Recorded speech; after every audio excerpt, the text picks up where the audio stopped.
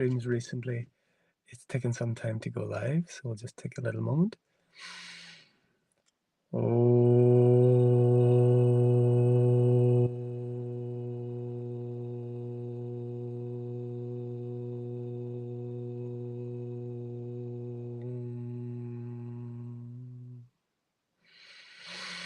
Non-player characters just got killed. So today I want to share a little bit of something that was sparked by a video I seen a guy sharing, and someone was asking a question about non-player characters. And if you haven't heard of this, is this kind of the concept, this kind of matrix concept, that in this reality there's some like actual souls and people, and then there's these kind of like just fake villains. And I've kind of played with this and toyed with this, and really I heard something about it today, and it was, the concept was interesting, and I like playing with, realities and inside myself and feeling what is intuitively true for myself. And so I want to talk about this today because I feel this idea of non-player characters is just another way that we can separate ourselves. It's just another way to make it us and them. It's just one more way that this game, this simulation, this dream keeps us in this loop. So I want to talk about reality. One perspective and infinite potential. If you so choose to listen and agree or disagree, either way, it doesn't matter. It's all as well. Just take what you feel and everything else, throw it away. We've talked about this many times. Everyone is in their own virtual reality. Jamiroquai. That's an interesting song from the 90s. If you haven't listened to it in a while, I think it was in the 90s or maybe early 2000s, Jamiroquai Virtual Reality. Listen and take note of the lyrics of that. You might have listened to the song, but you might never have heard it, because I only heard it recently, but listened to it a lot. Everyone is living in their own version of reality. And everything that we see in that reality is a version of us. It's a version of us expressed outwards as appearing as other people. And so each of us have this version of reality that it appears there is a me, and then there's all of this. There's the everything. Even this video is appearing as separate pieces, but actually the one reality that this one has is myself pushed out and expressed in various different ways, in all the ways that we see. And then there is other sparks of divinity, other one perspectives of an infinite potential called other people, and they have their own reality. And so these realities seem to intersect.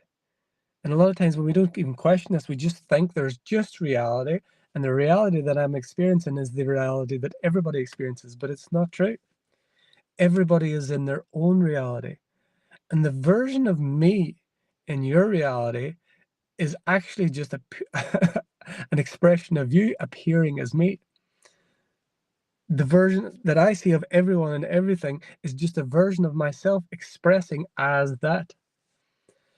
So, but there are other beings that say there is infinite amount of expressions of consciousnesses of God, the dream of God, expressing itself in its own virtual reality. And these intersect, so they come together. But we feel like when we come together, let's say we're in an intimate relationship or with family or people we work with or whatever, a lot of times we can feel like, the reality that we experience is the reality that they experience. And actually, if you have real conversations, really good, deep conversations, you will find a lot of the time that the realities actually differ quite a lot. And so everyone's reality is a version of themselves reflected back to themselves, appearing as something else. But we do have these crossovers. There's continuity, where you have a mother, you have a father, brother, sister, friend, girlfriend, husband, wife, son, daughter, boss, employees. You seem to have this continuity where certain realities, interpenetrate each other. And so the thing that was talking about today that really sparked within me is, and we always talk about it, is, it's like completely pointless to try and change the world. It's completely pointless to try and change the behavior of another. It's completely futile to try and ask someone or try and get something to change outside of yourself, because it's merely a part of yourself reflecting back to yourself, part of yourself that you want to see or you don't want to see, that you like, that you don't like, that you love, that you loathe. So if we want to shift our experience, the only way we shift our experience is by shifting our state of being, shifting what we believe to be true about this virtual reality that it is. And so the interesting conversation, we're going to get deep here. The interesting conversation that came up was, whenever you're in your reality, something does change. Let's say you change, or it appears that another has changed. It's always the case that it's our state of being or what we believe to be true has changed. And then that character, that being, husband, wife, mother, father, friend, reflect that change of being. But it looks like to the character, it looks like to the me, that they've done something different, or they're different. But what actually has happened is always a state of being within ourselves that shifts, and then the world reflects that. So again, if we try and change the characters out there, try and change what's happening in the world, we're trying to change by like cleaning the mirror. We're taking a cloth and trying, oh, I don't like that. Let's change the mirror. It's never going to change. It's what is the source of the reflection in the mirror. But because we're all living in like these infinite parallel realities, whenever we do, let's say if you agree with this, it doesn't matter if you agree with it or not, but let's say for fun's sake that you agree that everyone is an aspect of yourself expressed outwardly, and the only thing that can change what is in the reality is changing yourself, changing oneself, changing what you believe to be true, changing what you believe about that person, changing your perspective of that person or that concept or that idea or that group, whatever it happens to be. So what happens is, and what was interesting in this conversation is, let's say I make a change. I hold a certain belief about a certain person, and one day, for whatever reason, that belief changes. My idea, my concept of that being changes. And so what happens a day later, 2 days later, they appear and actually they match, they reflect, a week later, a month later, whatever, they actually reflect that change of being. So I now see I have changed my idea about this person or this idea, this concept, this group, and now I am experiencing this new version of that person. This is where it gets a little mind boggling. Because that person, that being, that idea, that concept, that group is just a part of ourself. The version of that has changed is just our version of that. Sorry, this light. Don't know if that'll be able to stay on. It's simply our version of that person that has changed. In the infinite parallel realities, that other being can continue being in that old way of being to themselves, because we're only ever dealing with ourselves. This is why non-player characters, this idea is why I said non-player characters have just been killed, have died. This idea, everything is ourself, whether you call it your mother, your father, your husband, your wife, a tree, a group of people, they're all an aspect of ourselves. And the only thing that changes is our belief system, our ideas, what we conceive is true about the world. That will change and they will reflect that, but that's only changing in our version of the reality. So if two beings make a simultaneous shift about how they see each other, then both of their realities will match that. So both beings conceive of themselves and conceive of the other and conceive of the world in a different way, in exactly the same way, then their realities will match, but there will always be nuances. So whenever someone changes or something changes, it's always the case that we have changed. Something within ourselves has shifted, something within ourselves has moved, something that we may be conscious of it, maybe be unconscious of it. And the idea of mastery is to be conscious of this change. But the infinite parallel realities, versions of this other being that's supposedly changed, can carry on because they're in a completely different reality.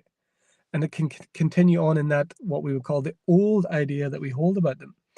And so again, this idea of non-player characters, this idea of changing the world, this idea of seeing transformation in another, is all, especially this non-player character, because that's separate. No, there's these ones that are real, and then there's the not real ones. Everything is you. Everything is the I am. Everything is what is. There is no separation. And so when we, again, take command of the reality, take command of what we're experiencing, we begin to see the only change, like Gandhi said, if you want to be the change that you wish to see in the world. And that was very, very wise words. And you hear it a lot, and it's kind of got cliche, but that is literally the only thing that ever changes. And if you witness another changing, you witness a circumstance changing, you witness an idea changing, you witness something in your world changing, it's not those people, that group, that circumstance. It's something within ourselves has shifted. Something that we consent and give a belief to that is true about the world has changed in some way. And it always will match and reveal what it is we believe about ourselves, what we believe about the world, what kind of type of world that we believe we are living in will always reflect that. And so, yeah, it gets a little bit it's like it's just beyond the mind. It's like there's infinite parallel realities. Everyone's living in their own one. Whenever you change in your reality, it will reflect in the seeming others, but all of the other potentials of reality simultaneously exist and continue on infinitely and forever. And so it's amazing to like, really, this is like just mind-blowing, but it's very simple at the same time, because you could get very complex with this, but it's just this simple thing. It's like Gandhi said, be the change you wish to see in the world. So rather than any type of trying to shift anything outside of yourself, someone's acting in a way that you don't want, you would like the world to be a different way, you want a different government, you want the weather to change. It's always about our own self-concept. It's our own idea of self. It's what we believe is true about the world, is what is being reflected in the world. And ultimately, it's all a dream. It's all a simulation. It's all an illusion. It's all an aspect of consciousness that I am. There is only one being. There's only one being, and all the particles. I like this word now. Particles. I was looking at the etymology of particles. Like, so little pieces, little parts, and ical, I think, is like, means small, and parts is like parts. There's other definitions as well. But everything, we're a particle of God. We're a particle of consciousness. And we're all little pieces having our own reality that seems like it's shared with all of these other particles of God. But in actuality, they're all completely unique and separate, as we are all completely unique and separate. And any shifts and changes that we see in our version of reality is just a shift and change that is happening in ourselves. So if we are seeing and judging in the world, judge not, yet ye be judged. That's what it means. It's like, because if you're judging the world, you're simply judging yourself, and you're holding yourself in judgment. You're holding the world to be the way it is. So if we're judging, condemning, if we're classifying, if we're separating, if we're hierarchy, well, higher, lower, all we're doing is separating ourselves and putting ourselves deeper and deeper into this illusion, into this dream, into this simulation, when it is so simple. All we are called to be is ourself, the I am. And we know ourselves as I am. We can forget where I think I am, who I think I am, what I think I'm doing, but we can never forget that I am. That I am, that I am is always there, even no matter what concept we hold about ourselves, even all the false ideas we hold about ourselves, or even the high spiritual principles we hold about ourselves. There's always a knowing I am, and it's knowing by no one. So without getting into too deep into that, because it's an infinite rabbit hole that of the infinite parallel realities and infinite perspectives, individual perspectives of infinite pieces of God, we can take it back to the simplicity. And it's so empowering and so powerful, is that all any shift or change that we wish to make in our experience, we just make it within ourselves. We begin to see, rather than trying to change the behavior of another, we begin to see them, accept them fully as they are, and then choose to see the good in the darkness, see the good in the evil, see the potential of goodness, of love in the seemingly unlovable. And wherever we're in judgment of the world, no matter what it is, and everyone agrees with you that you judging it as bad is the right thing to do, change that within ourselves. Be in full acceptance of the world the way it is, and change what we believe to be true about that circumstance. If it's something that we do not wish to experience, if it's something that we do not like, shift the aspect of ourselves that doesn't like it, rather than trying to shift the behavior of an outside supposed entity. It is simply ourselves reflecting back to ourselves that judgment. We begin to shift our idea about knowing who I am, knowing I am the I am, and knowing everything is the I am that I am. And everyone, including all the beings that have their infinite parallel reality perspectives that are equally valid, they're all the I am. They're all just consciousness. They're all just God. And we're all playing this game of sleeping, falling asleep, and interpenetrating each other's illusions and dreams, and trying at times to shift and change this reality from the outside by cleaning the mirror, moving the angle of the mirror, when it's so simple and it's so powerful. Change the concept, the idea I hold about myself, and all of the reality must match that, must reflect that, because that is what is happening. So non-player characters don't exist. It's just another story that I can put a story of a part of myself. Oh, that's a fake part of myself. So I can remove myself from that. And so the rest of the world is reflecting me, but these non-player characters are, again, it's the good, the evil, the high, the low, all of these things. So I'd like to offer that today as a little soul exercise. Don't go at this with the mind. It's quite heady stuff that was shared there, but it's deeper than this, what has been spoken between the words. And it is coming back to the simplicity of consciousness, the simplicity of I am, the simplicity of knowing who I am, and knowing that everything that appears is an aspect of myself. And if I wish to shift and just play with what is appearing, play with shifting oneself. Know thyself, be thyself. Okay, it's very late tonight, but I just wanted to share that because I thought it was fun. And we may do a little bit more of it some other day. Who knows? Until next time, from my heart to yours, the divine in me sees, loves, and honors the divine in you. Namaste. We are